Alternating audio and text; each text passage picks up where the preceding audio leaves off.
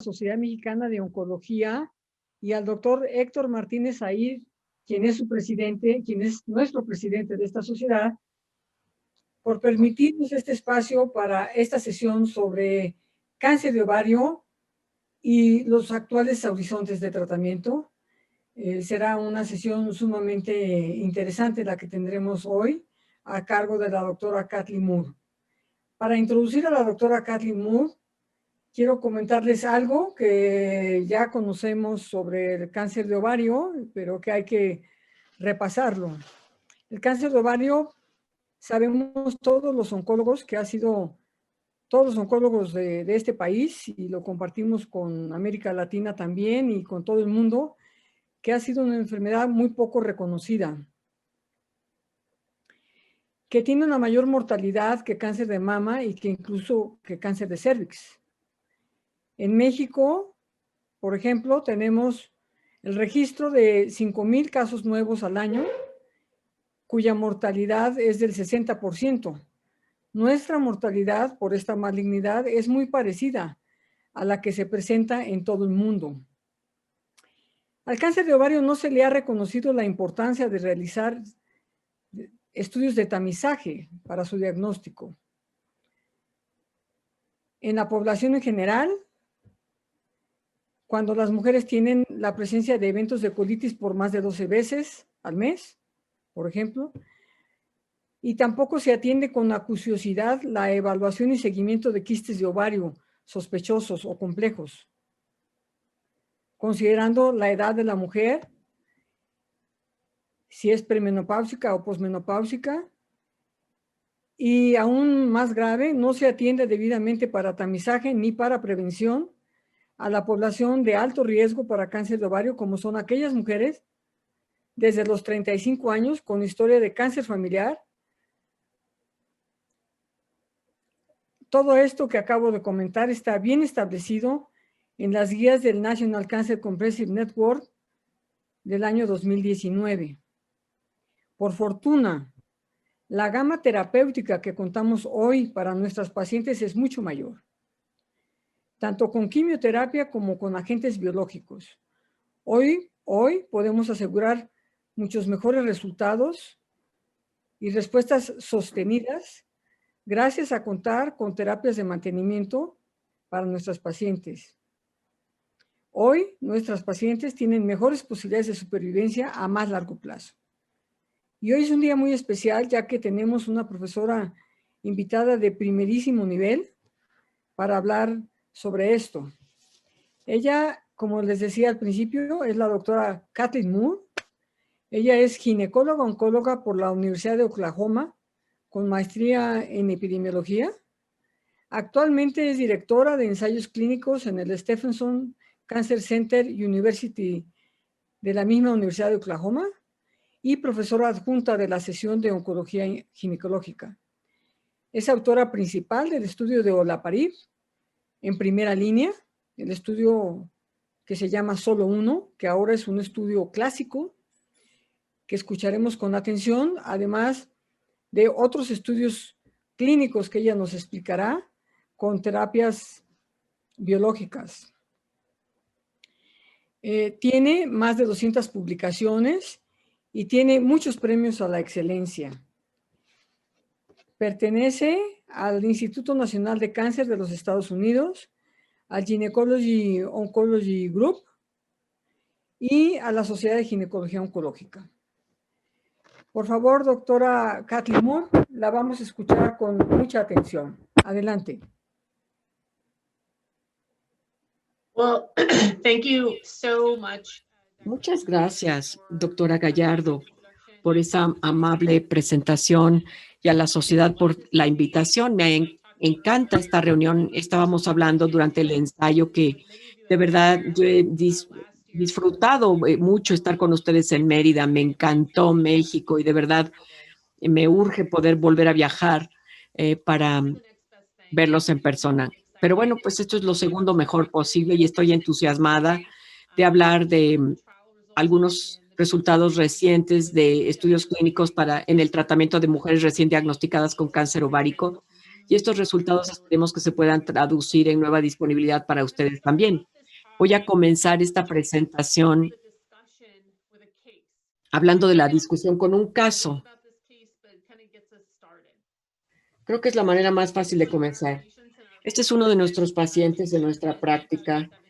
Llegó con nosotros en 2017, en aquel entonces tenía 65 años, con síntomas muy clásicos, distensión abdominal, le faltaba el aire, en el examen tenía una masa pélvica irregular, distensión abdominal y CA 125 de casi 5,000, su TAC, pues tenía hallazgos clásicos, por ejemplo, de cáncer ovárico epitelial y también con masas anexas, ascitis y carcinomatosis difusa.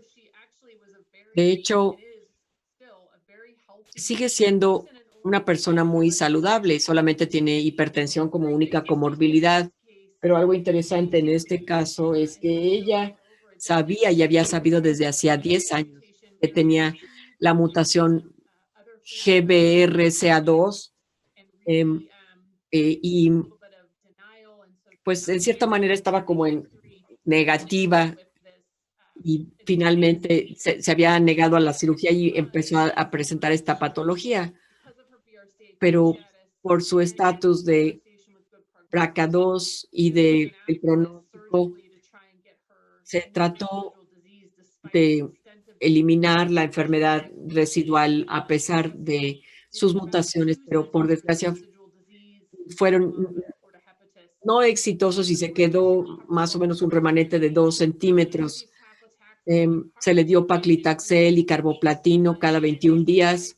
Al final de 6 ciclos, tuvo una respuesta completa, sin evidencia, quedó sin evidencia de la enfermedad. Entonces, la pregunta para ella en el 2017 es, ¿qué sigue en todo caso? Y ciertamente, esa sería la pregunta que nosotros nos seguimos haciendo ahora. Entonces, al empezar a hablar de el cambio y la importancia del mantenimiento, hay que reflexionar en qué nos da carboplatino y paclitaxel. De hecho, es una terapia muy eficaz. Hay que admitir que en mujeres que se presentan con enfermedad virgen a quimioterapia, el uso de paclitaxel y carboplatino, sobre todo carboplatino o algún platino, son exquisitamente quimiosensibles. La expectativa es que incluso en estas mujeres con enfermedad avanzada, la esperanza es que respondan y que respondan increíblemente bien la mayoría de las veces con alguna combinación de cirugía. Entonces, eso ya lo sabemos, pero también sabemos que esto se refleja en la curva de sobrevida libre de progresión y esto lo utilizo como un ejemplo. Este es ICON 8, que se ha publicado ya y no quiero hablarles de ICON 8 como un estudio, sino que simplemente les diría yo que es como el último estudio que contiene mantenimiento. Acabamos de llevar a cabo nosotros un estudio de únicamente quimioterapia, o sea, es la era moderna. Y esto es la sobrevida libre de progresión, la curva en mujeres con cáncer ovario, solamente con carbo y paclitaxel. Vemos arriba el lado derecho y vemos que esto es el 20% de las mujeres que son resistentes primarias al platino y sabemos que tiene muy mal pronóstico. Hemos visto esta figura por años, no ha cambiado. Esta misma curva y hace como 3 años, 80% de las mujeres tendrían recurrencias. Una vez con recurrencias,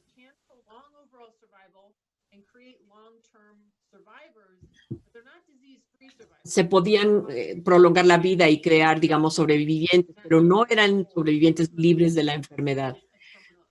Y en última instancia, esta es una enfermedad terminal para las pacientes. Entonces, esto es una reflexión de la experiencia de una paciente con esta enfermedad. Si se fijan del lado derecho, izquierdo de la pantalla, como mi paciente, tenía un C125 muy alto que se normaliza con la combinación de paclitaxel, carboplatino y cirugía. Pasaron 2 años antes de que recurriera y al recurrió con síntomas un poquito de CA125 en la TAC.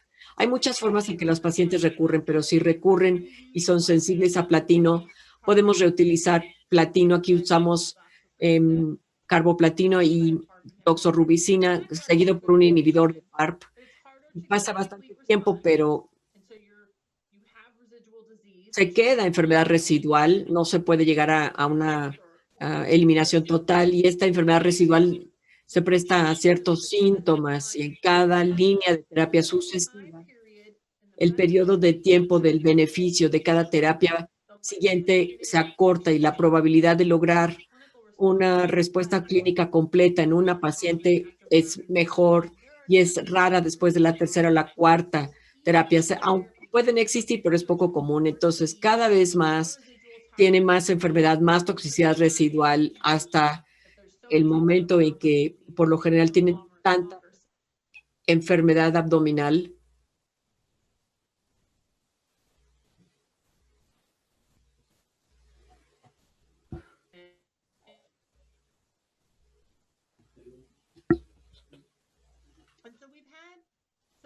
y entonces hemos tenido cierto éxito moderado. Bevacizumab, en mi opinión, es un éxito. De hecho, es un fármaco muy bueno para el cáncer ovárico, sin importar dónde lo utilicen.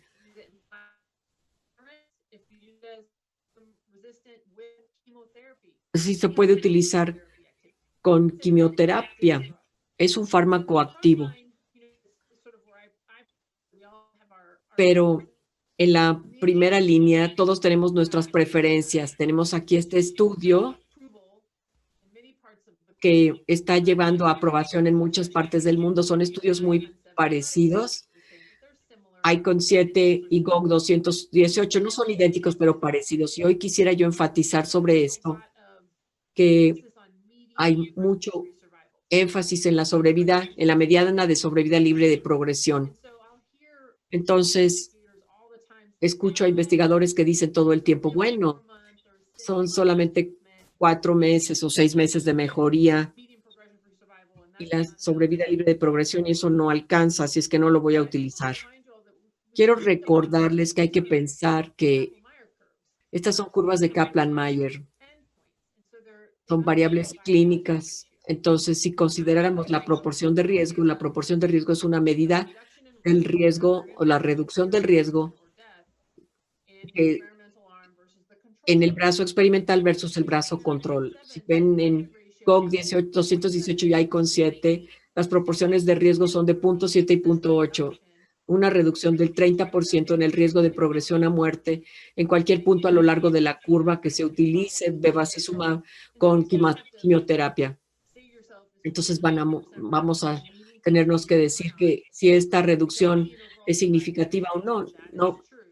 No vemos una ventaja en sobrevida, eso es cierto, pero esto debe de considerarse como tratamiento cuando sea apropiado. Entonces, quiero recordarles que esto existe y es un buen fármaco. Ahora, hablando de la morfología de la curva, la forma de la curva, vemos aquí ICON 8 y seguimos viendo esta forma de hombro en las dos curvas. Se aplana un poco, pero seguimos viendo esta caída aquí a 6 meses para el 2.18 y vemos esta baja. No es tanto como el 20%, se llegan a los 8 meses y vemos que se forma este hombro. Y aquí el eje de la X es un poco más largo. Esta es la marca de los 6 meses. O sea que alcanzamos a llegar como a las 9 meses. Se empuja un poquito más esta cifra, pero se sigue cayendo muy pronto en mujeres que recurren con enfermedad, incluso con bevacizumab.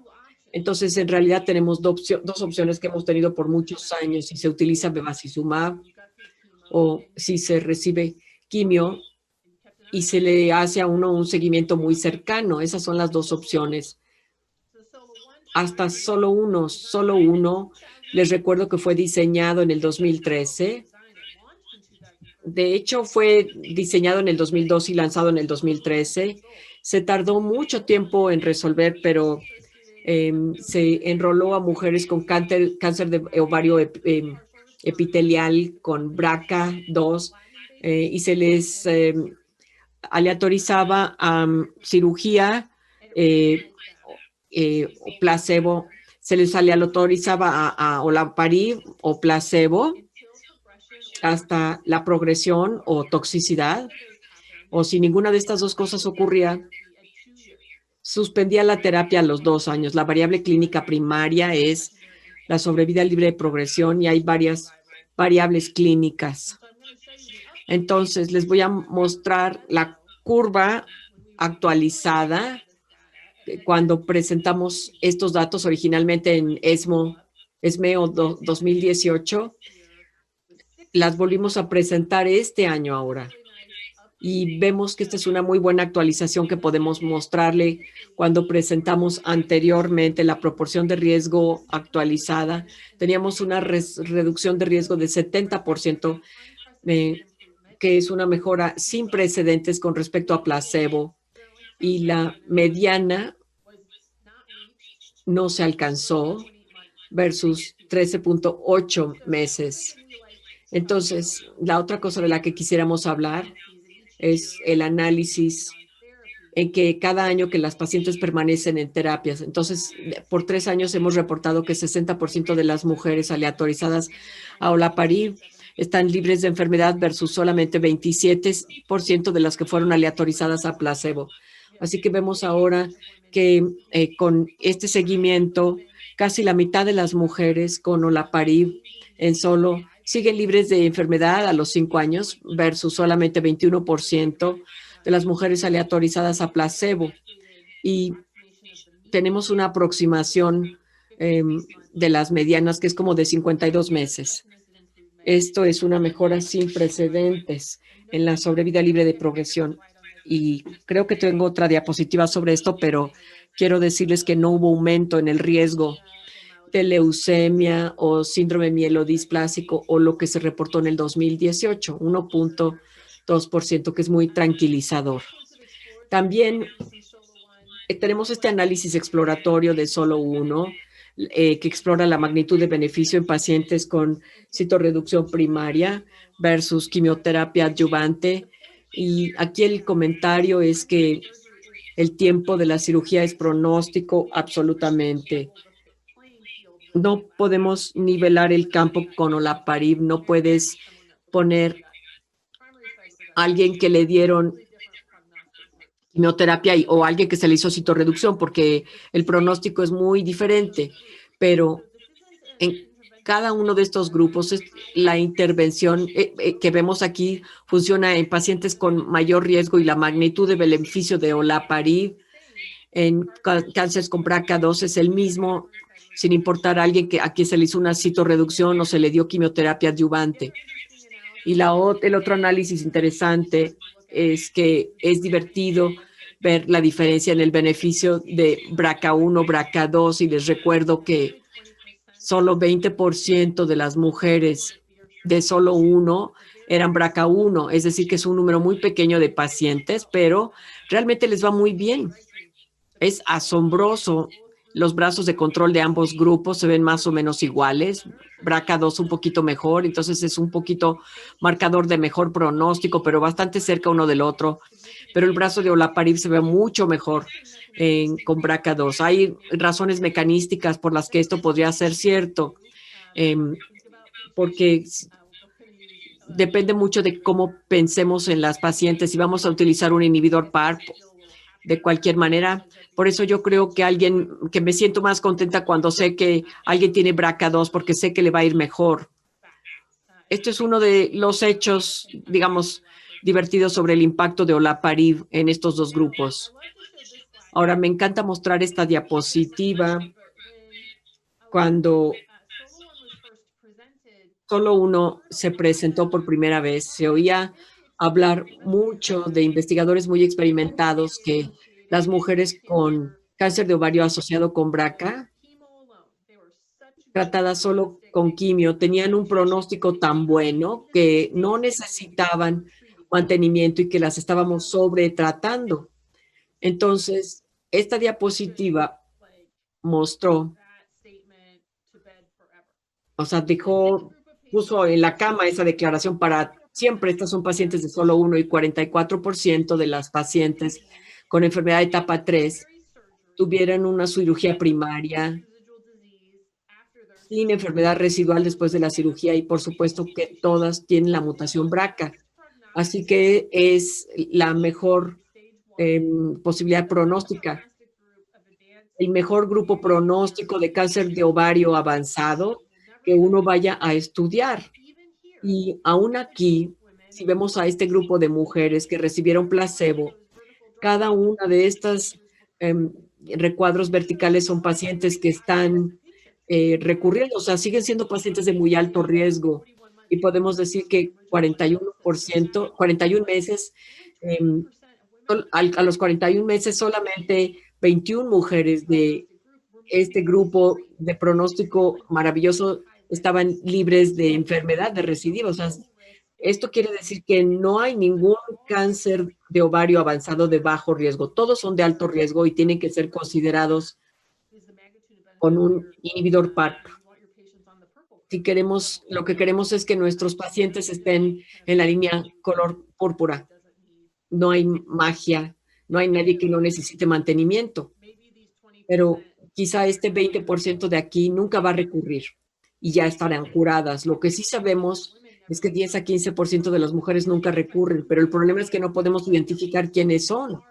Entonces, quizá estamos sobretratando 10 a 15% para poder lograr el beneficio del otro 85%. Pero pues, ni modo, lo acepto. Ese es solo uno. Y eso llevó a una aprobación muy rápida en Estados Unidos en enero del 2019, perdón, del 18, y muy rápidamente aprobaciones globales de muchos de estos fármacos. Pero en lugar, o sea, la captación no fue tan rápida como hubiera sido apropiado. Entonces uno dice, estos son cánceres asociados a BRCA, pero si ahora contamos más o menos los cánceres endometrioides, ¿qué pasa con todos los demás? Bueno, pues aquí tienen a PRIMA. PRIMA se presentó en el 2019. Es un estudio parecido. Tomaba pacientes que respondieron a quimioterapia basada con platino más menos cirugía. Podía ser cualquiera, no solo BRCA, sino en cáncer endometrioide híbrido, por ejemplo, se les aleatorizaba a niraparib o placebo. Se medía la progresión y esta no ocurría por un par de años, pero la diferencia aquí es que estratificaron por deficiencia de recombinación de homólogos, en lugar que tuvieran una calificación de 42 o más, que tuvieran deficiencia en la recombinación, es decir, que sus tumores tuvieran dificultades para reparar cualquier ruptura del doble filamento y que tuvieran que ser probados para HRD o BRCA. Esa sería la estratificación. La sobrevida libre de progresión era la variable clínica primaria y HRD. Y bueno, hubo un cierto número de subconjuntos de análisis. Pero la cuestión con PRIMA, porque nos gusta comparar los estudios unos con otros, y PRIMA, digamos que en términos de la población que nos muestra, es un tanto diferente. En solo 44% de los pacientes eran etapa 3, tenían citorreducción primaria, con un muy buen pronóstico, casi la mitad de la población, pero aquí es como lo contrario. 35% de los pacientes tienen enfermedad en etapa 4 y casi 70% de los pacientes en PRIMA recibieron quimioterapia neoadyuvante.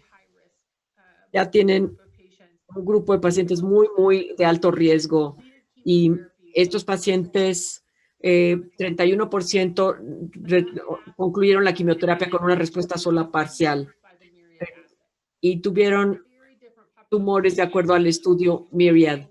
Aquí vemos que esto es el resultado de los estudios solo. He aquí los resultados. Aquí tenemos a la población general con un índice de 0.62, casi 40% de reducción en el riesgo de progresión o muerte, usando niraparib y quimioterapia, después de quimioterapia. Esto es química y estadísticamente una gran mejoría en la sobrevida libre de progresión. También en el grupo deficiente de combinación tiene un beneficio todavía mayor y esto incluye aquellos cánceres asociados a BRCA casi una reducción del 60% del riesgo de progresión o muerte con niraparib. Muy, muy positivo, una mejora clínica muy importante. Y estas son las variables clínicas ahora. Estas variables clínicas primarias son importantes porque si ustedes empiezan del lado izquierdo, estos son los cánceres asociados con una proporción de riesgo de 0.4, una reducción del 60% en el riesgo de progresión o muerte.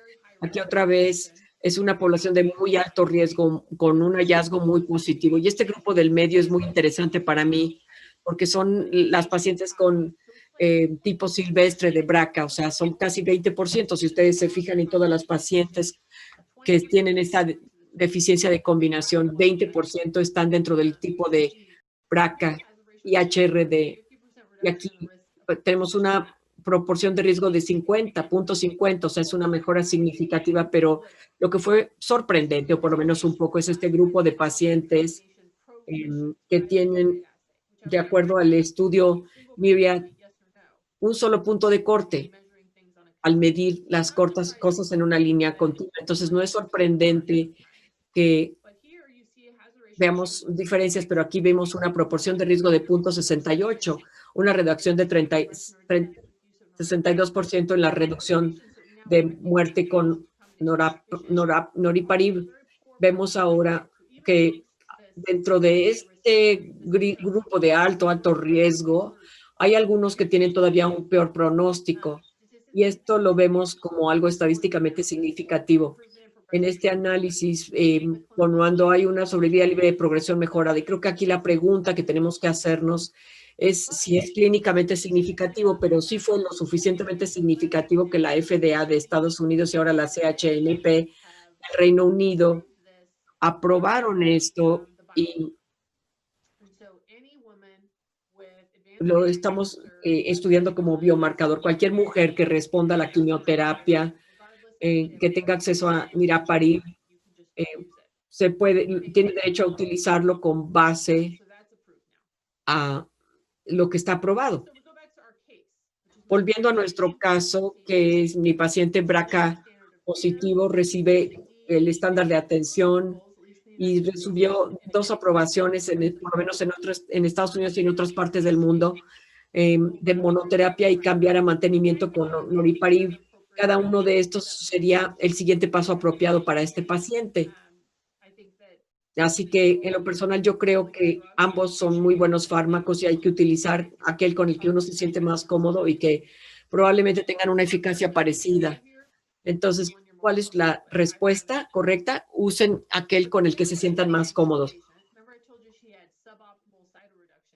¿Se acuerdan que les dije que esta paciente se sometió a citorreducción imperfecta? Bueno, yo le daría bevacizumab, siempre lo doy en mi práctica y fue lo que recibió, o sea que fue quimioterapia más bevacizumab y empezó, porque yo creo que funciona mejor la combinación en esta población, pero el problema que yo hubiera tenido es que hubiera querido darle un PARP, pero para eso hubiera tenido que suspender el bevacizumab porque no había indicación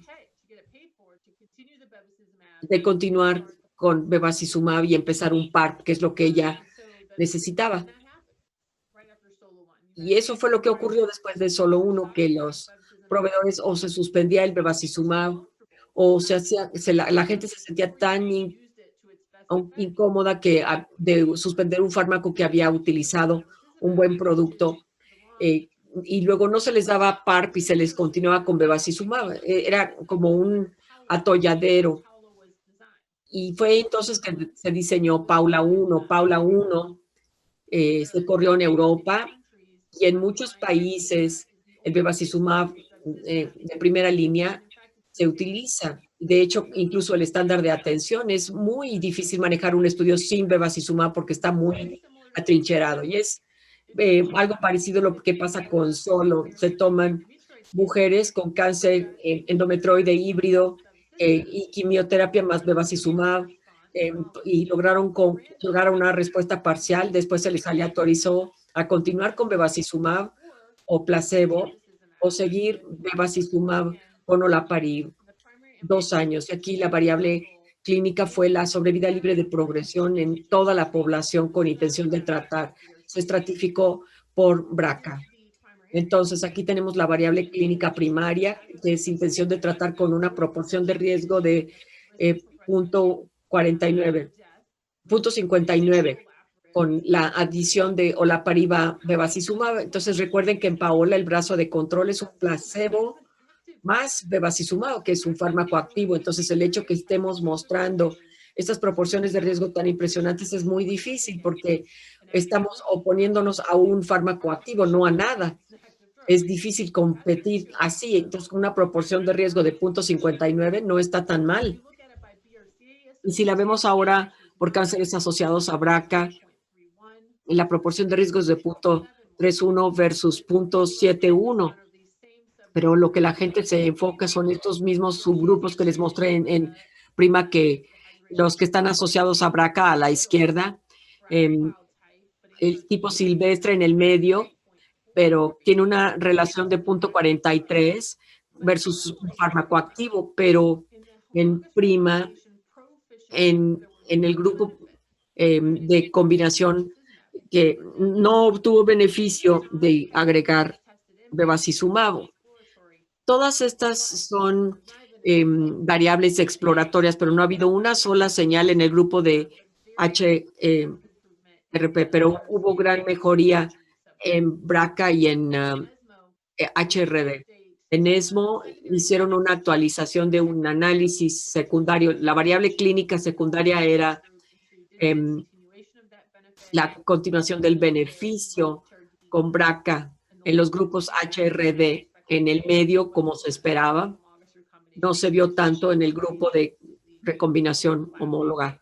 Vemos cierto traslape. Y la otra cuestión que se actualizó en ESMO, otra vez, es algo interesante que se debe saber con respecto a las tasas de respuestas. Aquellas mujeres que llegaron a Paula con una enfermedad mensurable, ¿qué tanto responden a la combinación versus bevacizumab solo? Así que no es sorprendente que, como vemos en la izquierda, la tasa de respuesta de cánceres asociados para olaparib y bevacizumab fue de 64% versus 42% para bevacizumab solo. Pero no está tan mal, son números muy pequeños. Pero recuerden que en el centro el tipo silvestre de BRCA HRD fue de 21% versus 32%, o sea que hay una cierta continuación de la respuesta en todos los subgrupos con la adición de olaparib, que muestra el beneficio continuado y puede hacer que la gente se sienta más cómoda.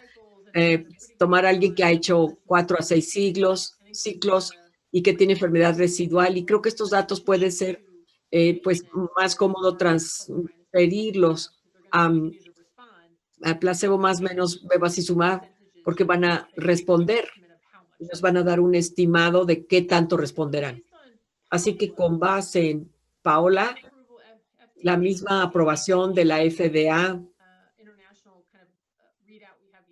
en la lectura internacional que tuvimos, aprobaron este esquema de Paula solamente en tumores positivos a HRD. Así que el tipo de BRCA silvestre, los grupos que no tienen estas características se restringen, se excluyen de olaparib y bevacizumab. Así que estos son como que los 3 grandes estudios y tenemos algunas cuantas preguntas. La primera es, ya les mostré a mi paciente, pero ¿acaso Paula es el mejor esquema para cánceres asociados a BRCA? ¿O es mejor la combinación? La respuesta a esto es que no sabemos, porque falta un brazo en Paula y ese brazo es el olaparib solo. Una cosa que no podemos decir, porque tenemos aquí a solo a la izquierda y Paula, que está a la derecha, tienen proporción de riesgo muy parecidas. Entonces decimos, la proporción de riesgo es muy parecida, entonces no necesitamos bevacizumab, solo necesitamos el PARP. Pero esto no se puede decir. Recuerden la definición de la proporción de riesgo, que es que te dice la reducción, esperemos que te diga la reducción de riesgo de cualquiera que sea la variable clínica, en este caso la sobrevida libre de progresión, del brazo de exploración versus el control. Lo único que podemos decir es que el brazo experimental versus el contral en la población de Solo y en la población de Paula, los brazos que contenían PARP tuvieran una mejoría versus el brazo de control, que es placebo contra bevacizumab. Son estudios muy positivos y no podemos comparar las proporciones de riesgo una contra otra, ni tampoco hacer ningún juicio de valor. Intentamos por toda costa no hacer un juicio de valor. Entonces, ¿qué puede pasar? Pues hay respuestas que no conocemos, pero que podríamos calcular. Aquí tenemos un experimento matemático interesante en donde, debido a que Paula y Solo, ambos eran estudios de AstraZeneca y se tenían todos los datos individuales de los pacientes para ambos estudios, se pudo tomar a las mujeres inscritas a Paula que tuvieran cánceres asociados a BRCA y darles bevacizumab y olaparib.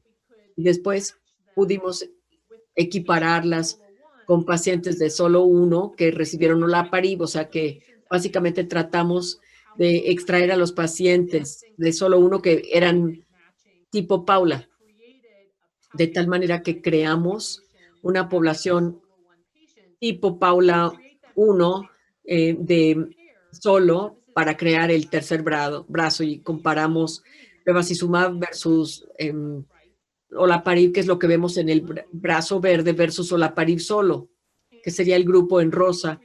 Y la proporción de riesgo es de 0.71, más o menos una reducción de 30% del riesgo de progresión a muerte a través de este modelaje. Y entonces esto se ve aditivo, por lo menos para nosotros. Y creo que está un poco mejor. No es tan sinérgico como hubiéramos esperado, pero lo que nos permite hacer es que nos permite disociar la decisión de bevacizumab de PARP. Si quieres utilizar bevacizumab, como en mi paciente, algo que está en etapa 4, que tiene mucha ascitis, que es subóptimo, quiero utilizar bevacizumab en ellos y la mayoría de las veces tomo la decisión mucho antes de saber su estatus BRCA. Ya para entonces habré tomado la decisión por bevacizumab y luego voy a dilucidar que tienen BRCA. Esto me permite poner una capa de PARP y tener un estimado de beneficio y de seguridad y asesorarlas con el medicamento correcto y me permite no tener que suspender el bevacizumab. Y esto me gusta. Pero si no voy a utilizar bevacizumab en mis pacientes, entonces el uso de monoterapia con PARP está bien,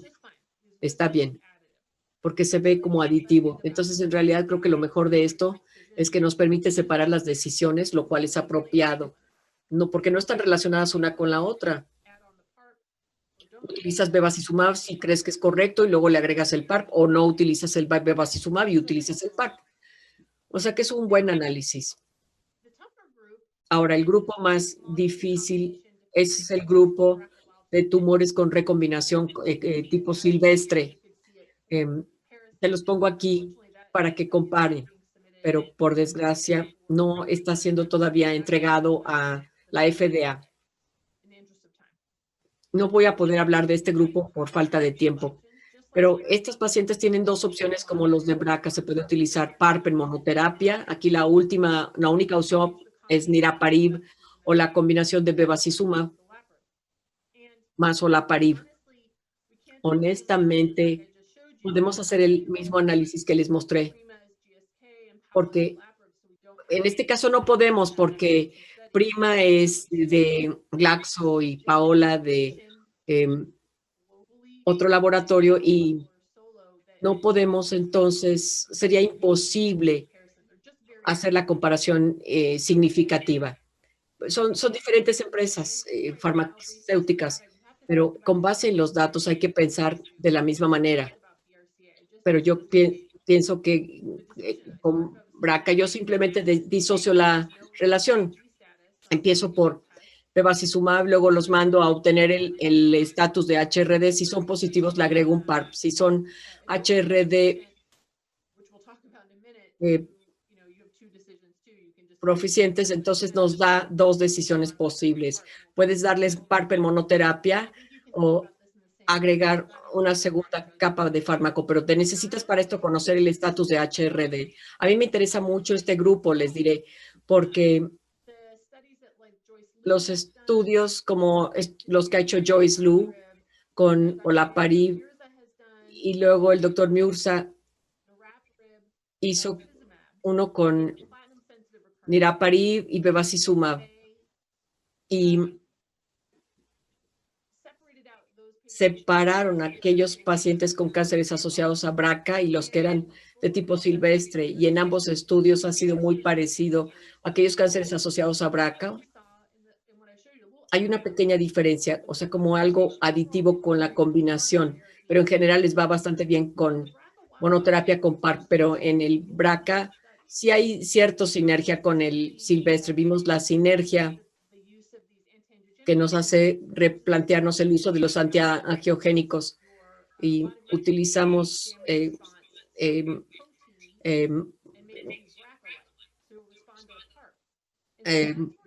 cuando estos pacientes responden a BRCA, podemos igualarlos a la sinergia. Entonces, yo me pregunto a mí misma si hay más sinergia con la combinación en el tipo silvestre de BRCA en estas poblaciones con HRD, pero que no podemos probar. Todo esto es especulación, y sin embargo me gustaría llevar a cabo este estudio. Me gustaría saber si la monoterapia es igualmente buena que Bev más PARP, o si hay cierta sinergia en esta combinación, porque si eso fuera cierto, quizá no disociara yo mi decisión sobre bevacizumab y PARP. Si yo supiera que hay sinergia, una vez que supiera que hay deficiencia de recombinación, podría yo agregar cierto VAB al final de la quimioterapia para mantenerlas funcionando después, y eso podría cambiar mi comportamiento, pero todavía no tenemos los datos, y sin embargo es algo que me interesaría. Voy a tratar de diseñar un estudio tal. Y por último, esta idea de decir, bueno, necesitamos un biomarcador porque tenemos los datos de PRIMA que nos dice que usemos PARP, y eso está bien porque muchas partes del mundo no tienen acceso a una prueba de HRD y hay que tomar la decisión en base a BRCA solo, o si no se puede hacer ni eso, pues se tiene la opción de utilizar para cáncer endometrioide híbrido, y algunos responden a quimio bastante bien, y es probable que tengan algún elemento de deficiencia de combinación. Así que todos estos biomarcadores en muchos lugares no están disponibles, y pues hay que tomar las mejores decisiones posibles en base a la información que tenemos. Sí se tiene una indicación que te permite utilizar el PARP independientemente de lo demás, y creo que esto es bueno para los pacientes si tienen acceso al fármaco. Yo les mencionaba a este grupo de pacientes que define la prueba Myriad, pero si se fijan en estas 3 curvas de sobrevivientes, ahora que estamos haciendo las pruebas, por lo menos en Estados Unidos, estamos identificando a mujeres con estos tumores cuyo pronóstico es muy malo. Casi ni siquiera lo quiero saber cuando me encuentro que estoy a la mitad de la quimioterapia y encuentro que alguien tiene esta deficiencia de recombinación, pues no lo quiero saber porque sé que no les va a ir tan bien. Este es un grupo de pacientes que merece mucha nuestra atención, y muchos estudios necesitan mucha ayuda, y nosotros no tenemos una mejor práctica para ellas, en mi opinión. Ya les empezaba a decir antes que yo encontraba que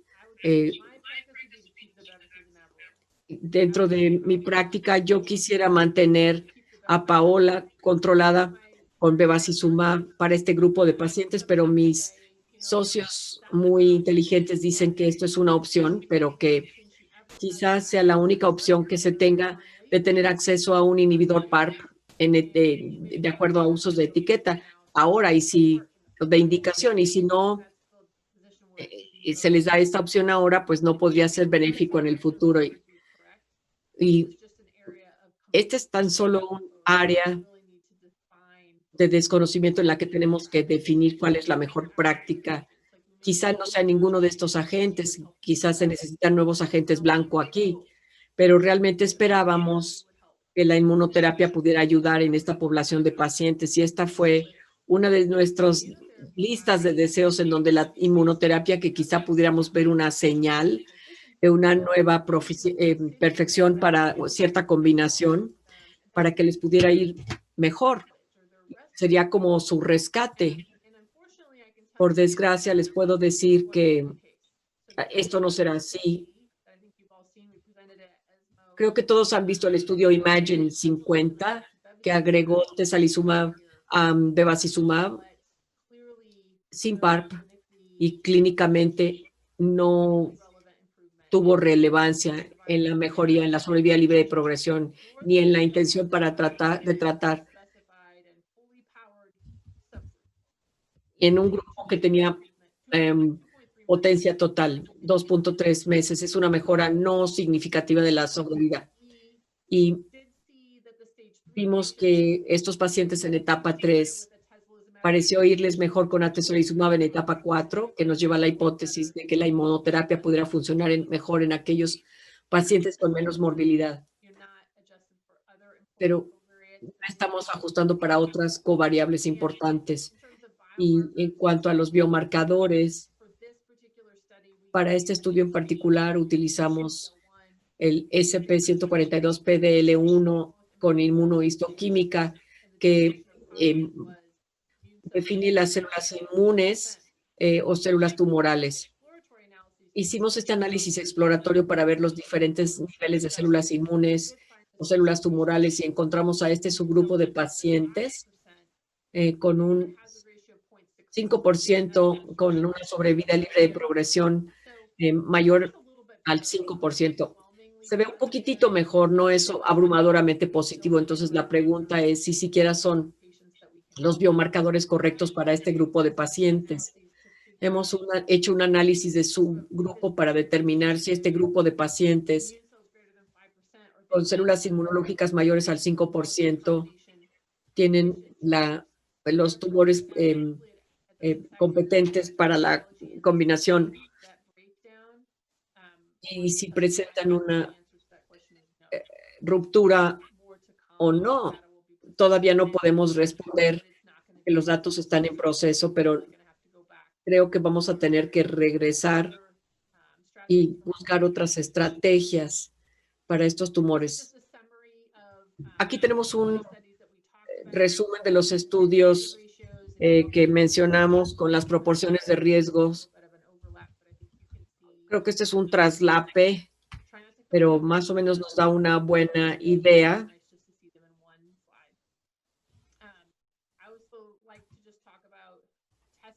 Quería yo hablar sobre pruebas.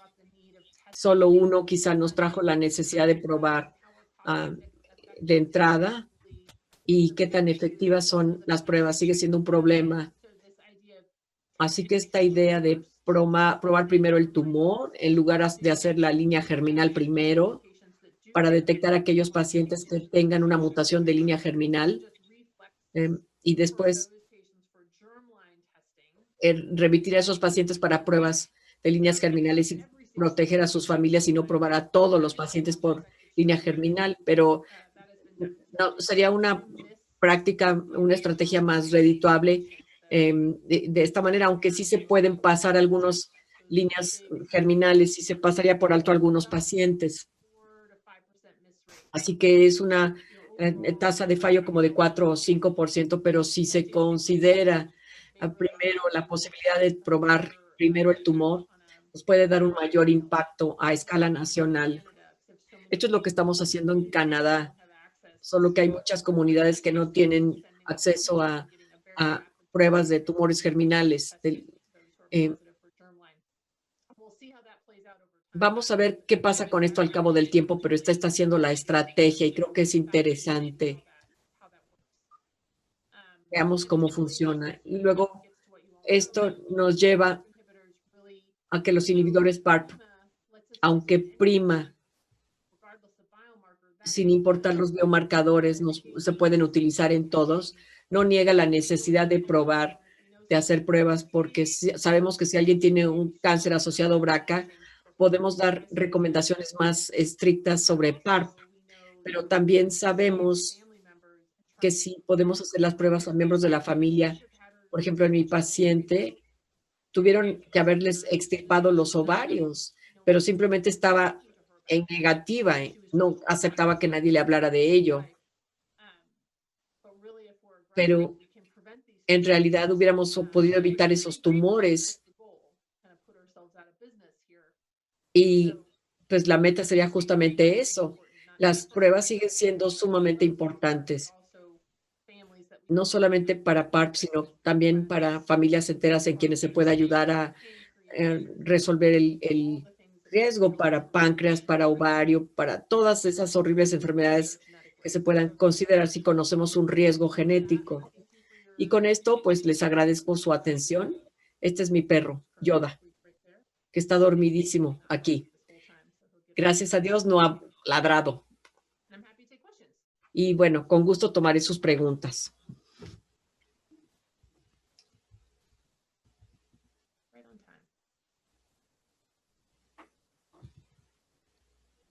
Muchas gracias, doctora Kathleen Moore. Adelante. We're gonna do some questions now, and some of these have more than Vamos one a tomar right las preguntas. answer, but I'm just gonna read them to you so Voy a that you see leérselas what you're doing in para que Mexico. veamos que me digan qué están haciendo en México. Ustedes cómo están decidiendo cómo probar a las mujeres con cáncer ovárico epitelial con respecto a su riesgo. ¿Prueban a los pacientes solo para BRCA1 o 2? Creo que me adelanté un poco porque en realidad la pregunta era saber si van a probar únicamente para la línea germinal BRCA1 o 2, ya sea que tengan acceso a pruebas de panel en los diferentes paneles de pruebas germinales o a lo mejor no están seguros de lo que van a hacer o van a probar el tumor primero en sus pacientes para ver si tienen BRCA1 positivo o si los mandan a prueba genética, como se hace en Canadá. Por favor, respondan.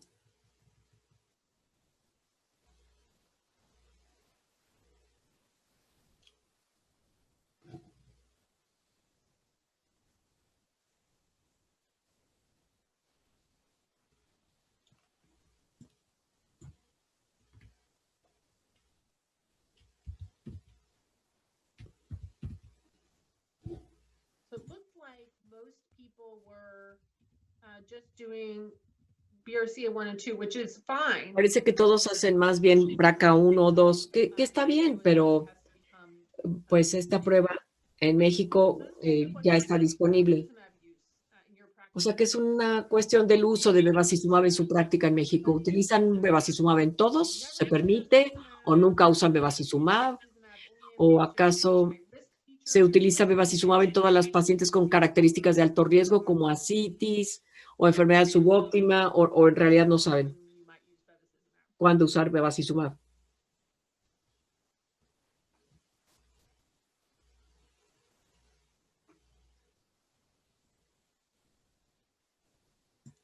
So a lot of high risk use.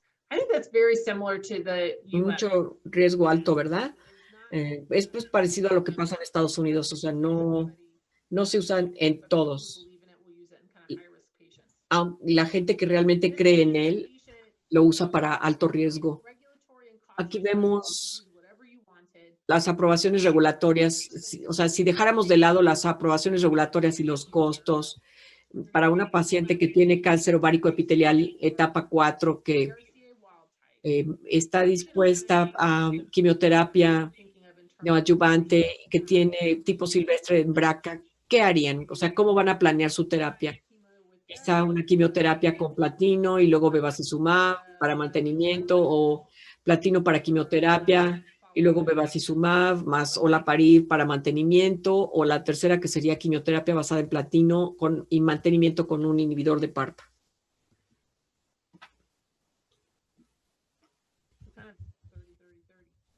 Como 30, 30 y 30. Bueno.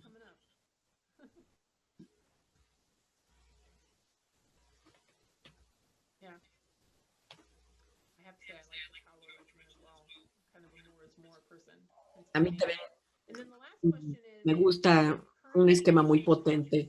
A ver, dejando de lado las indicaciones de costo, ¿hay un paciente en quien no utilizarían el inhibidor de PARP? Las siguientes son como declaraciones. Piensan que los inhibidores de PARP están indicados para toda mujer que logre una respuesta parcial o completa en terapia de primera línea. Lo segundo es que los inhibidores de PARP solo están indicados para mujeres con cánceres asociados a BRCA que logran una respuesta completa parcial, completa o parcial con platino de primera línea. O creen que hay un grupo de pacientes que no debiera recibir PARP.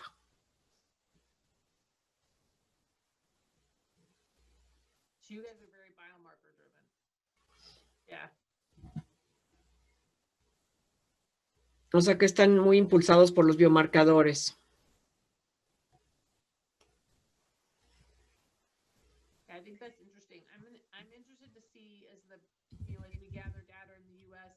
Me interesa ver que al recabar datos, qué tanto están impulsados al biomarcador o qué tanto es el uso empírico de PARP en la primera línea. Esto es interesante. Ustedes están muy manejados por los biomarcadores. Los biomarcadores les ayudan a tratar a sus pacientes. De hecho, esto es algo en lo que nosotros tenemos que tratar, pero pues, no está tan mal. Y pasemos a la última pregunta.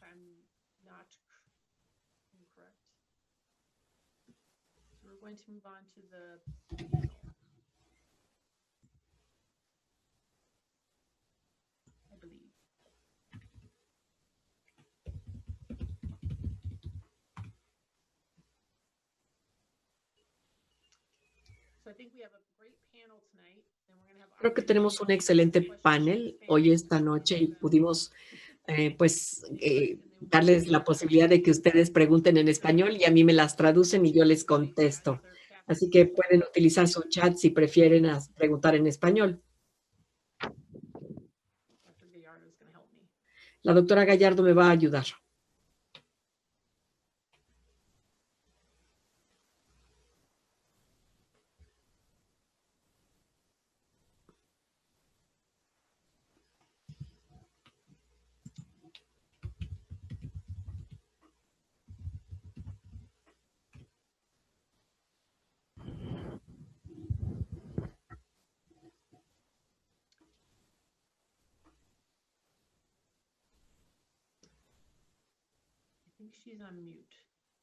Creo que la doctora está muteada.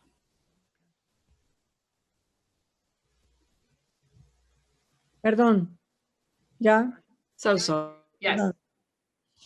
Comentaba que en México estamos muy acostumbrados a hacer el estudio de la mutación germinal BRCA1 y BRCA2 por el apoyo que tenemos de la empresa farmacéutica que produce olaparib. Nuestra mayor experiencia en México es con olaparib. Con la información actual, sentimos que tenemos que migrar al estudio de la deficiencia de la recombinación homóloga, porque nos lo muestra el estudio de Paola y el estudio ahora de Prima. Sin embargo, no nos ayuda que la FDA haya aprobado el uso de un inhibidor PARP como niraparib sin requerir estudio de mutación ni de HRD. Y eso nos deja en indefensión, ya que sería una regresión si no hacemos estudio de deficiencia de recombinación y ni tampoco de estudio de mutación BRCA1, BRCA2. ¿Cuál es su recomendación? ¿Qué nos aconseja para México? Yo creo que esa es una pregunta que ha surgido cuando he dado presentaciones parecidas, virtuales, en diferentes partes de Europa, porque de hecho en Europa no tienen cobertura para la prueba de recombinación homóloga. O sea, no la utilizan. Entonces están en la misma situación en donde las aprobaciones están saliendo Tenemos los biomarcadores, pero no podemos utilizarlos. Casi solo la decisión se basa en BRCA. Por ejemplo, he hablado con mis colegas egipcios y están utilizando, pues todas sus decisiones las toman en base a utilizar medicamentos o no en Paula. Por ejemplo, si saben que hay BRCA, utilizan Paola, si no, Niraparib, sin información de biomarcadores. Yo creo que, por un lado, o sea, puedo argumentar en favor de los dos lados. 50% de las mujeres con cáncer ovárico de alto nivel tienen una recombinación homóloga, o sea que esto es mucho. Y de ese 50% que tienen competencia de recombinación homóloga, fracasan a las pruebas. 50% es como el 35% en el brazo y como 15% con una diferencia en la prueba. Entonces, cierto porcentaje de ellos van a responder. Entonces, mi punto de vista es pragmático. Entonces, yo digo, si no puedo hacer ninguna prueba, pues simplemente tendría yo que hablar a los pacientes sobre la disponibilidad de este estudio y pues poner a los pacientes en intención de tratamiento y que quizá fuera la mejor manera de darles la posibilidad del medicamento. Yo no creo que se esté sobrevendiendo algo a los pacientes. Siempre tiene uno que tener mucho cuidado de cómo explicar estos conceptos a los pacientes que no entienden a menudo lo que es una proporción de riesgo, pero es un beneficio clínicamente relevante, pero modesto. Eso es lo que es. Si tiene uno datos de biomarcador, puede uno volverse mucho más granular en cuanto a qué tanto podría esperar el paciente beneficiarse. Entonces, creo que dentro de esos ámbitos todo se reduce a discusiones con el paciente en cuanto a cuánto están dispuestos a tolerar desde el punto de vista de toxicidad versus lo que uno sabe del estatus del biomarcador. Y yo creo que eso es lo mejor que podemos hacer por ellos. Sin embargo,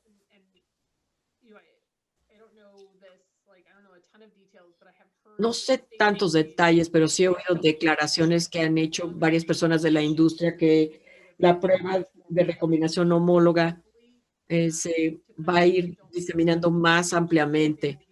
Así que yo creo que esas pruebas les van a llegar a ustedes para que las puedan utilizar. Eso es por lo menos lo que me ha dicho la industria y creo que les llegarán pronto.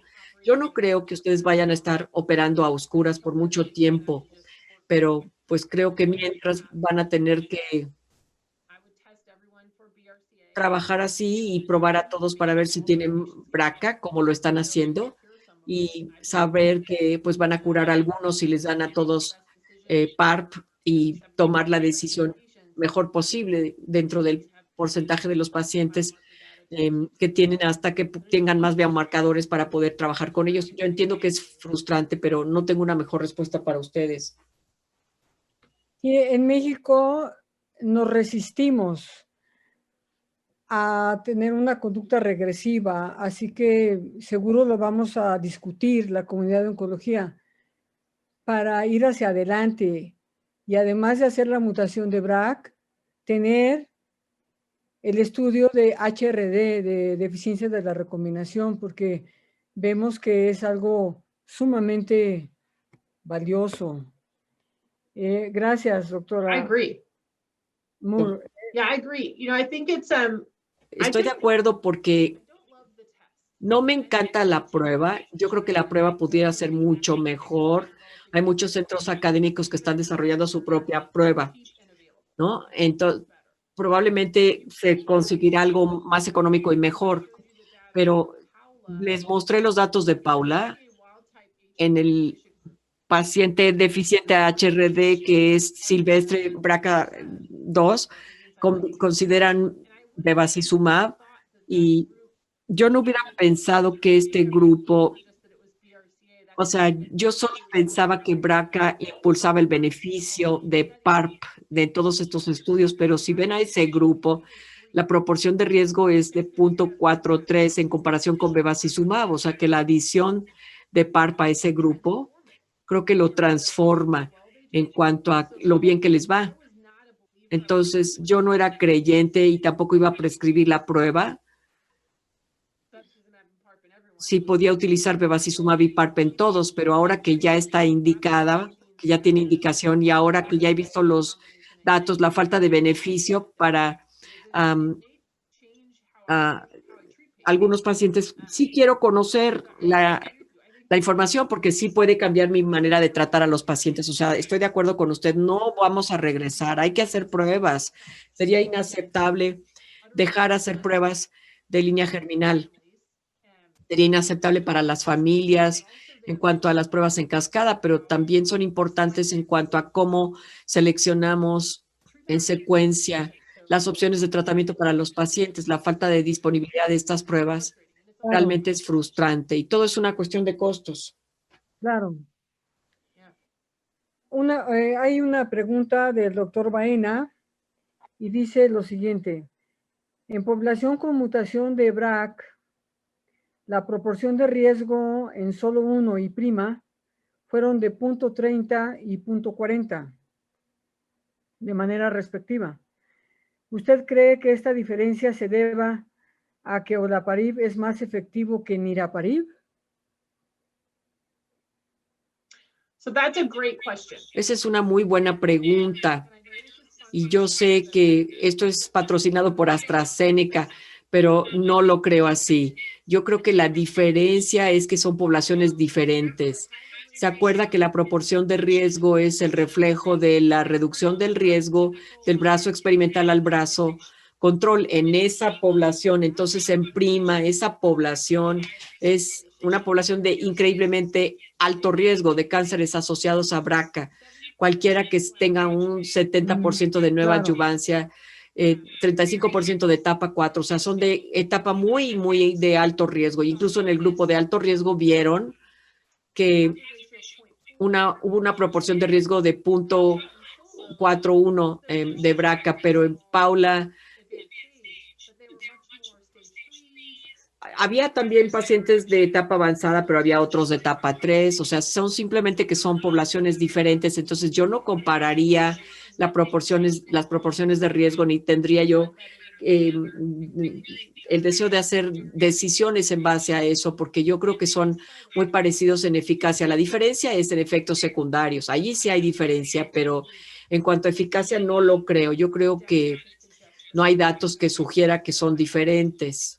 Pero bueno, eso es mi opinión personal.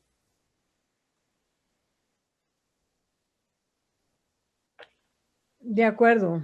Muchas gracias. Una pregunta más del doctor Baena dice, ¿cómo se podría explicar la eficacia de niraparib en tumores con recombinación homóloga proficiente, dado que el mecanismo de acción de los inhibidores de PARP se basa en el concepto de letalidad sintética?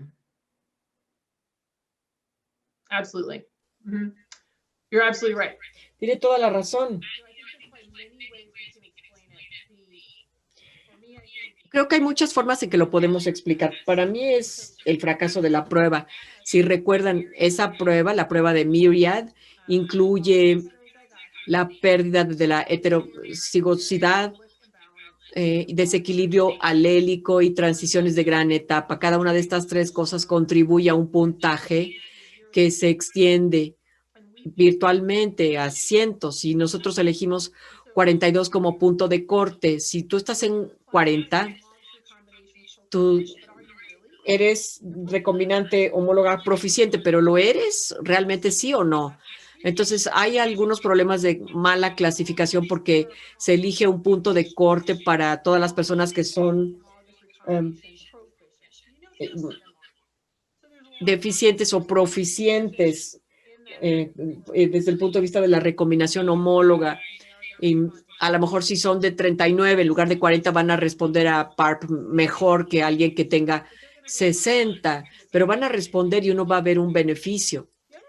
Ahora, la otra cuestión es que hay mucho que todavía no comprendemos. Entonces, por ejemplo, si tienes un paciente cuyos tumores tienen deficiencia en la vía ATR-ATM, pueden tener una deficiencias de respuesta, pero si no es recombinación homóloga, entonces quizá todavía tengan letalidad sintética dentro de PARP de una manera diferente, pero que van a mostrarse como proficientes desde el punto de vista de la recombinación homóloga. Y hay todo otro grupo de pacientes. Hay un hermoso artículo de revisión por PIALI y colegas. Si me mandan el correo electrónico, se los envío. Apareció el año pasado y está precioso y tiene una gran figura ahí él, en donde tiene a BRCA y HRD y a este otro grupo que como que tipo BRCA, y luego hay otro grupo de lo que él llama la calidad PARP, la PARPness, que son cambios que no tienen nada que ver con la recombinación homóloga, sino que potencialmente pueden hacer al tumor sensible a PARP. Schlafen 11 es otro, y este es importante en páncreas. No sé si lo entendemos muy bien en ovario, pero Schlafen 11 se puede entender muy bien. Hay todo otro grupo de pacientes que pueden responder a PARP y no los hubiéramos predicho en base a su prueba de HRD, pero es que no entendemos todo sobre cómo funciona PARP. Yo creo que ese grupo es muy interesante y probablemente hay muchos problemas de mala clasificación de los pacientes y que pudieran beneficiarse un poco con PARP a través de otros mecanismos. Pero la diferencia es modesta, tenemos que decir, y es contra placebo en una población de muy alto riesgo. Y esto, pues, es como que mi explicación. Y creo que cuando empecemos a estudiar estos pacientes en el futuro, veremos la proficiencia de recombinación por la prueba Myriad y vamos a empezar a entenderlos mejor, pero todavía no. Sí. Dentro de la audiencia se pregunta qué tan accesible es la prueba de Myriad en México. Y bueno, es una pregunta que a lo mejor usted no nos puede contestar porque es algo que en México tendremos que resolver, qué hacer, buscar las mejores opciones, lo más económico, la cobertura por los servicios de salud en nuestro país y la disposición de las empresas para migrar del estudio, de solamente el estudio germinal de las mutaciones al estudio en tejido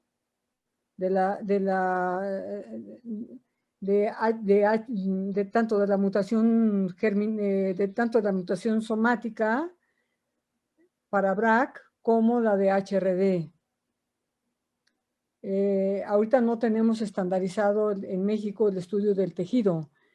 Eso es para la pregunta de la audiencia que se hace. Y voy a leer más. Esto lo hace la doctora Mónica Isabel Meneses respecto a Myriad. Y entonces, esa es la respuesta, doctora Moore, que yo le daría a la doctora Mónica Isabel, que iremos viendo en México, como usted ya nos dijo, qué podemos hacer mejor.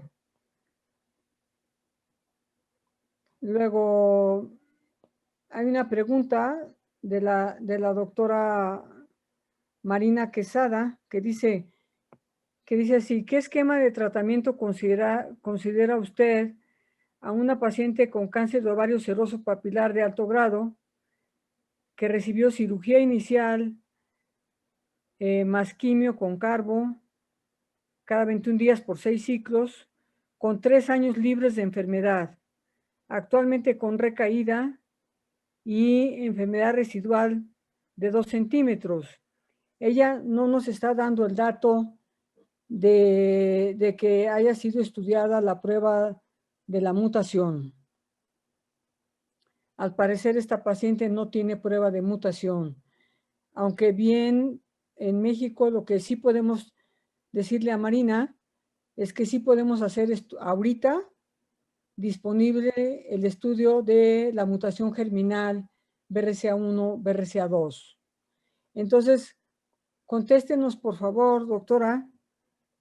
¿Qué haría si desconoce? Entonces recurrió después de 3 años y tiene cirugía, digo, tiene enfermedad residual después de qué? ¿Cómo fue el tratamiento? O sea, primero la operaron, después de 3 años que estuvo bien, recurrió. Ok, so Recurrió. Okay.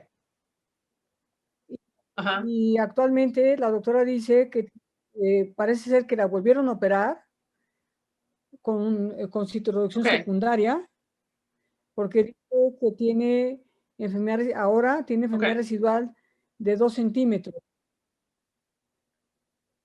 Okay. And how would I treat her? Cúpula vaginal. ¿Y es tipo silvestre para BRCA? No lo dice. So you don't know. No lo dice. That's. I think honestly you have to know. Pues honestamente sí se tendría que saber, porque eso cambia mi proceder.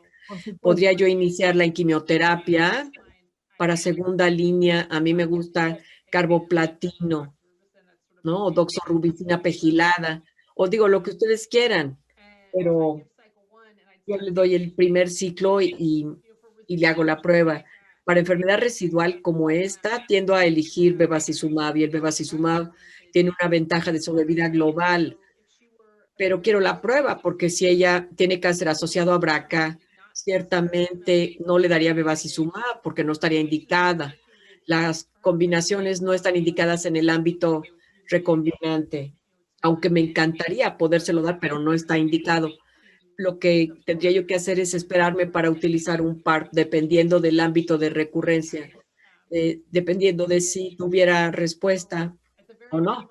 Así que como mínimo sí tendría yo que saber su estatus de BRCA. A eso sí, digo, habría que obtener esa prueba. Y también quiero mandar el tumor de la segunda cirugía para ver si es deficiente desde el punto de vista de la recombinación. No se tiene que ser positivo a biomarcadores para ese estudio, porque cualquiera lo puede utilizar. Si vemos beneficio hasta en aquellos pacientes que son proficientes con recombinación, si yo supiera que es BRCA o HRD, pues dependería si voy a utilizar bevacizumab y PARP, o si no, probablemente usara solamente bevacizumab. Pero esa sería yo. Por supuesto. Muchas gracias. Luego, la doctora Meneses, Mónica Isabel Meneses, dice, ¿qué porcentaje de pacientes tienen deficiencia en la recombinación homóloga? Creo que en la presentación de usted. So it's in frontline. Bueno, en primera línea es 50%. Y de esos 50%, como la mitad son BRCA de línea germinal o somáticos, o algún otro cambio en BRCA como metilación, promoción de metilación, o si son, por ejemplo, de tipo silvestre, tienen por otras razones deficiencia de recombinación. Entonces es el 50%. De acuerdo. Muchas gracias. Otra pregunta más de la doctora, esta pregunta es de la doctora Lorena Lechuga, y dice, parece no haber diferencia entre niraparib y olaparib, refiriéndose a la eficacia. ¿Cómo es que usted escoge cuál usar? Yeah. So I tell you, I do, they are, I think, very similar in terms of. Creo que son muy parecidos en cuanto a su eficacia, pero sí tienen efectos secundarios diferentes. Y yo los uso los dos, seré honesta, en diferentes pacientes por diferentes razones. Entonces, aquí otra vez, yo sé que esto es patrocinado por AstraZeneca, pero se los diré de todas maneras. Para mí el más fácil de usar es olaparib, porque los efectos secundarios hematológicos de los 3 PARPs que tenemos disponibles, noraparib y olaparib, digo, la toxicidad de olaparib es muy alta, se tiene un riesgo como del 6% de plaquetas grado 3 o neutrófilos grado 3. La anemia es un poquito menor con noraparib. Entonces yo encuentro que pues, el perfil de efectos hematológicos secundarios es bastante manejable y eso me gusta de olaparib porque no tengo que estar como preocupada por que se le bajen las plaquetas a alguien. Ahora con noraparib, con dosis individualizada en donde se empieza en fase al conteo de plaquetas en base al conteo de plaquetas del paciente, la trombocitopenia severa mejora mucho, como 30%, cuando teníamos una dosis plana a 300. Entonces, definitivamente es mucho mejor, es más seguro en cuanto a su dosificación, pero de todas maneras es un porcentaje, pues, relativamente importante. Entonces, si yo estuviera batallando, por ejemplo, en darles carboplatinos y tuviera muchos problemas con las plaquetas, yo, pues, me movería más hacia olaparib, porque creo que es menos tóxico hematológicamente hablando, pero tengo pacientes que desde el principio me dicen que son malísimos para los medicamentos orales y no mienten, ¿no? Tienes a estas pacientes que dicen, es que no me puedo tragar las pastillas, no pueden deglutir nada grande. No son pocas las pacientes, yo de verdad sí batallo con los medicamentos, entonces para ellos, pues sería, quisiera yo probar un PARP. Y entonces la tomamos en la noche, o sea, se los doy en la noche, les doy con algún antiemético para que eviten los efectos secundarios de si lo toman en la mañana. Es mejor que lo tomen una sola vez en la noche que 2 veces al día. Creo que esa es una buena opción. O sea, yo como que evalúo a la paciente individualmente, pero utilizo los dos agentes. Bien. En México, perdón. Gracias, doctora Moore. En México, nuestra experiencia con olaparib la empezamos a tener con pacientes multitratadas que habían recibido hasta 4 líneas de quimio previa. Y tuvimos pacientes con mucha anemia. Oh, yeah. Con mucha anemia. Grado 3, Yeah. 4. Hicimos la Definitely. doctora Gaby Alamilla Yeah, I think that's true. But we use it so much earlier now. You know, I Pero think es you're que right. ahora tiene usted razón.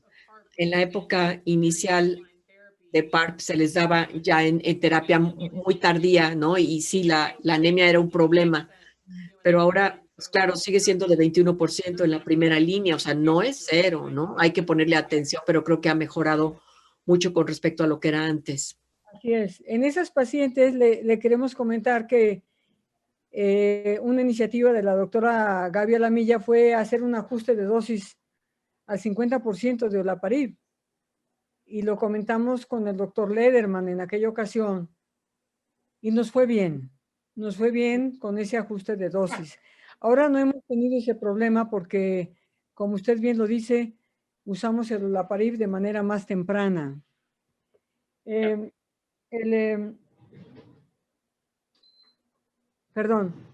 doctor César González de León pregunta, doctora, si su paciente no hubiera estado mutada, ¿le daría niraparib en vez de bevacizumab? In the recurrent setting? O sea, en el ámbito de recurrencia o qué? En el caso clínico que usted nos puso. Oh, in the clinical case, in my case, if she'd not had a BRCA. O sea, si ella no hubiera tenido BRCA, bueno, es una muy buena pregunta, porque ya había empezado con bevacizumab, entonces lo que hubiera hecho en ese momento hubiera sido que hubiera hecho pruebas para HRD. Pero claro, en el 2017 no existían esas pruebas, pero como era de tipo silvestre para BRCA, la hubiera probado para HRD, y si hubiera sido deficiente desde el punto de vista de la recombinación homóloga, si no le hubiera yo iniciado el bevacizumab, de todas formas le hubiera hecho las pruebas. Y mi opción para BRCA tipo silvestre es niraparib. Entonces, no le puedo garantizar que lo hubiera utilizado, pero definitivamente se lo hubiera preguntado y comentado a la paciente. Me encantaría tener olaparib de monoterapia, pero pues esa es mi única terapia de monoterapia para BRCA de tipo silvestre en este momento. Gracias. El mismo doctor César González de León pregunta lo siguiente. Dice, doctora Moore, ¿no le parece escandalosamente inadecuado que Paola no tuviera un brazo con PARP inhibido solo? Usted me Yeah. comentaba. It's tough though, because you got to think about Es que es that. difícil porque hay que pensarlo y, So number one, let me just o tell sea, you, Paola, número uno, déjenme decirles que Paola initiated trial. fue un estudio iniciado por un investigador, que la investigadora logró que pagara ASH, pero nunca se manejó como un estudio de registro. O sea, el hecho de que ella hizo este estudio precioso y que lo inició y que logró el registro es bastante asombroso. No sé si la gente conoce la historia de tras bambalinas. No se generó como un estudio de registro. Número dos, es muy difícil de hacer esto porque batallas debido a que hubiéramos tenido que suspender el bevacizumab o de alguna manera aleatorizar a los pacientes que tomaran bevacizumab con o sin quimio y luego aleatorizarlos a PARP, y sería como un estudio gigantesco. Pero al tratar de diseñar incluso estudios sensibles a platino, teníamos bevacizumab en un brazo sí y en el otro no, pero es muy difícil como que tener estos brazos de tratamiento desiguales y tener un brazo en que alguien le des bevacizumab y placebo y le dices ahora te lo voy a suspender y ahora te voy a dar una sola terapia. A lo mejor estás bien, pero no estás usando bevacizumab de la forma en que mostró el beneficio, que es en el ámbito de mantenimiento. Entonces, es algo muy difícil, ¿no? Se los diré. De verdad que batallamos con esto cuando hicimos el diseño de estudios clínicos, incluyendo bevacizumab, para suspender el bevacizumab y cambiarlos a algo más. Ha sido una de esas cosas que nos han obligado a discutir y argumentar mucho. Que si me entristezco de que haya faltado este brazo en Paula, sí. No sé cómo lo hubiera yo diseñado. A lo mejor hubiera yo hecho como un factorial 2x2, en donde aleatorizas bevacizumab y luego olaparib y luego hubiera sido un estudio gigantesco y a lo mejor pues no lo hubieran aceptado hacer, pero tal y como estuvo, su autora hizo un trabajo asombroso tomándolo a título personal, aun cuando no era para registro. Estoy orgullosa de ella y bueno, pues ha servido para algunos pacientes. Claro. Of course.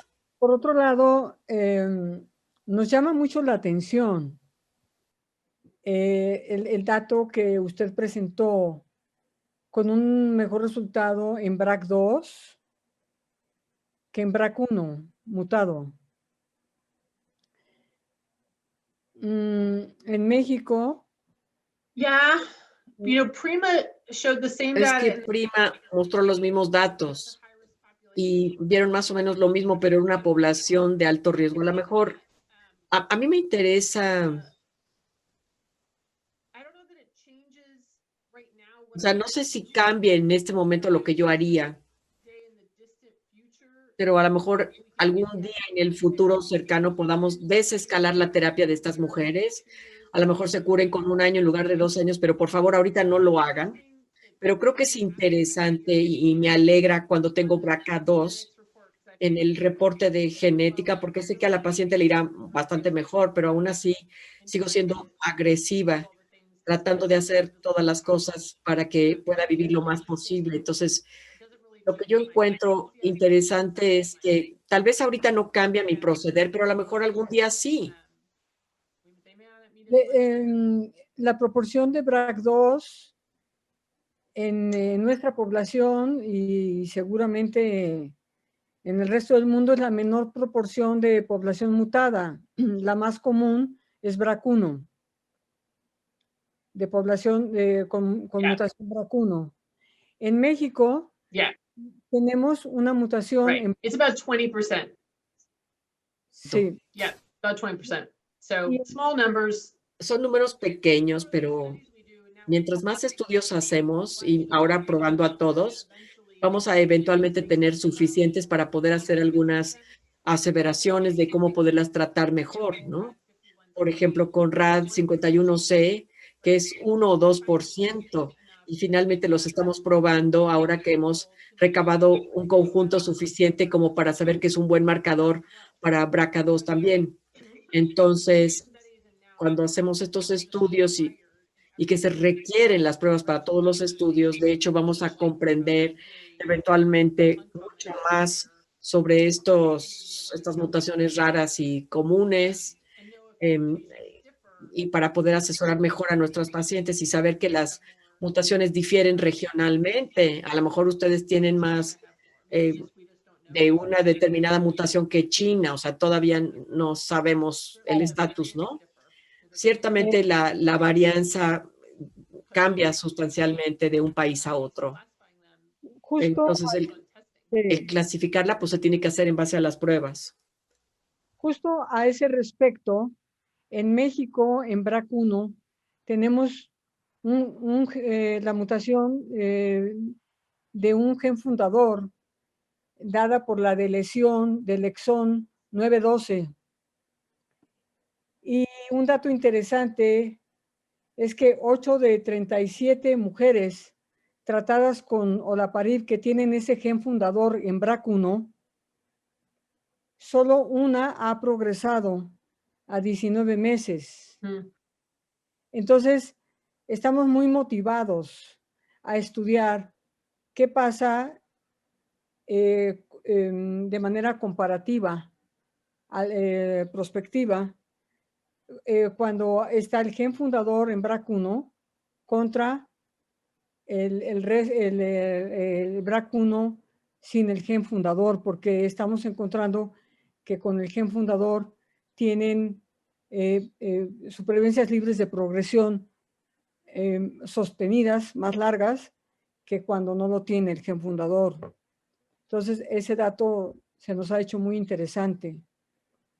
Hay una pregunta del doctor José Luis Rodríguez Olivares que dice, considero que identificar otras mutaciones germinales en genes como PALB2, CHEK2, ATM podría tener un impacto positivo en elegir olaparib de mantenimiento. Yeah. I mean, Maintenance. Sí, estamos recabando todo eso. Hay mucho trabajo que se está realizando, muchos de estos estudios, aunque decimos que vemos BRCA1 o 2 y bueno, pues estamos tratando de ver los paneles para tratar de ver las otras mutaciones que estamos encontrando en CFR, que son predictivas o en respuestas a PARP o a cualquier otra cosa que estemos probando. No podemos decir todavía que algo llegue a la parte de arriba como BRAF1C, pero simplemente necesitamos más datos. Pero, digamos, están en curso, pero estoy de acuerdo con ustedes. Se necesitan los datos porque si no estamos adivinando, ¿no? Como decir, mira, voy a utilizar un PARP para CHEK2, ¿no? Yo entiendo por qué querría uno hacerlo, pero tenemos que comprobarlo, demostrarlo y estar bien informados. Una última pregunta. La doctora Araceli Mireya Peralta. Ella cuestiona el tema de anticonceptivos hormonales como factor de riesgo en cáncer de ovario. Y junto con esto le quiero yo preguntar, el tema de receptores hormonales estrogénicos en cáncer de ovario ha sido poco estudiado. ¿Esto podría ser un blanco terapéutico?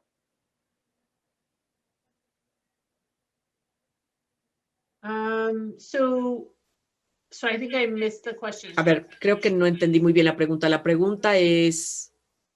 Anticonceptivos orales. Ah, perdón. Los anticonceptivos hormonales. Más bien es terapia de reemplazo hormonal, sería. Terapia de reemplazo hormonal. Hormone replacement therapy. Sí, y riesgo para cáncer de ovario. Y paralelo a esto, la utilidad Okay. de receptores estrogénicos. Yeah, there's actually, De hecho, debiera poderlo encontrar, pero hay un artículo reciente sobre el uso, estoy tratándolo de encontrar, de terapia de reemplazo hormonal para cánceres ginecológicos y creemos que los estrógenos de baja dosis, y bueno, también la progestina o progesterona está bien. No creemos que esté asociado con el desarrollo de cánceres de ovario, endometrioides, o serosos de alto grado. Tampoco vemos asociación con el pronóstico de mujeres que deriva en beneficio desde el punto de vista de la calidad de vida. O sea que en este momento estamos hablando pues como que en una página diferente de Facebook y tengo aquí la citación prácticamente en la mente y dice que está bien utilizarlos, pero habiendo dicho primero, hay que evitar otros riesgos, como por ejemplo el riesgo aumentado de coágulos sanguíneos, si las pacientes son fumadoras, o sea, no es seguro por esas razones utilizar la terapia de reemplazo hormonal, porque no queremos esos coágulos sanguíneos. Y por otro, debido a otros problemas, es que nos preocupa, pero no porque se afecte el resultado de las pacientes en forma negativa. Aquí una pequeña advertencia. Si la mujer tiene un cáncer hormonal, no creemos que sea relacionado a las hormonas exógenas. Pero, claro, la gente que vive en un espacio tumoral, se nos dice que en algunos casos en particular no se use reemplazo hormonal. No estoy hablando de todo el cáncer ovárico, pero, por ejemplo, el cáncer de alto grado, por ejemplo, si fuera de bajo grado, seroide, de bajo grado, endometroide.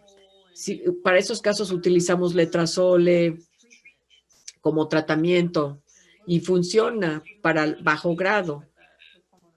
Entonces no querrás golpear al tumor con reemplazo hormonal, pero hay que distinguir con todo cuidado si es de alto o de bajo grado. Sí, más bien es, por un lado, que la terapia de reemplazo hormonal es un factor de riesgo, fuera un factor de riesgo para el cáncer de ovario, y por el otro es si el uso de antiestrógenos es útil como coadyuvante en el tratamiento. ¿Cuál es su opinión? I don't think it's a risk factor. No, yo no creo que sea un factor de riesgo. No creo que el uso de hormonas sea un factor de riesgo para el desarrollo de cáncer ovárico.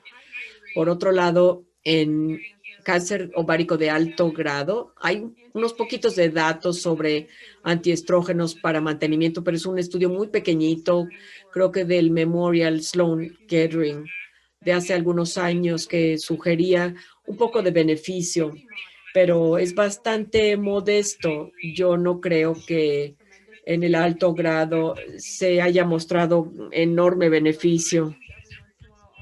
De vez en cuando puedo utilizar, por ejemplo, en pacientes que han fallado a médula ósea, les trato de dar Tamara o letrozol, pero no funciona maravillosamente, que digamos. O sea que no es como mi caballito de batalla en estos casos, ¿no? Muchas gracias, doctora Moore. Thank you so much, Dr. Moore. You're very kind. Creo que ha sido súper provechoso y que tenemos ahora una idea mucho más clara de lo que tenemos que hacer y hasta dónde podemos llegar con las terapias de mantenimiento. Muchas gracias. You're so welcome. De nada, con mucho gusto. Me dio gusto estar aquí con ustedes. A nosotros también, muchísimo. Y muchísimas gracias a toda la audiencia que nos ha acompañado esta noche. Gracias a todos.